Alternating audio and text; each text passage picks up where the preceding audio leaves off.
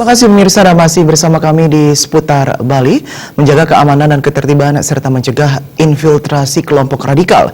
Desa adat diharapkan mewajibkan setiap pengelola rumah kos mendata identitas penghuninya. Apabila lalai melakukan pendataan, pengelola dapat dijatuhi sanksi administratif berupa denda berlipat ganda.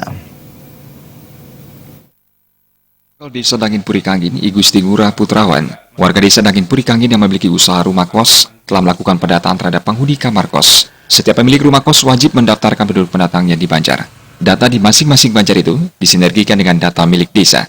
Sejumlah lembaga pendidikan berdiri di wilayah desa Dangin Puri, sehingga banyak peserta didik dari luar daerah memilih menyewa kamar kos. Pendataan duktang penghuni kamar kos dimaksimalkan di tingkat Banjar dan tingkat dusun, lalu disinergikan dengan desa dengan pola partisipatif. Setiap duktang wajib menyetorkan identitasnya ke pengelola rumah kos untuk kemudian diserahkan ke Banjar. Bila pemilik rumah kos tidak melakukan pendataan, mereka terancam sanksi denda yang besarannya telah diatur oleh desa adat.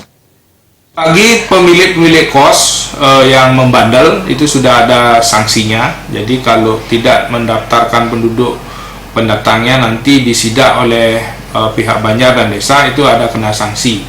Sanksi yang pertama adalah sebagai bentuk harmonisasi adalah pelipat gandaan nilai akumulasi kartu partisipasi penduduk pendatang. Seumpamanya dia di luar provinsi itu kenanya 6 bulan sekali, itu 100.000.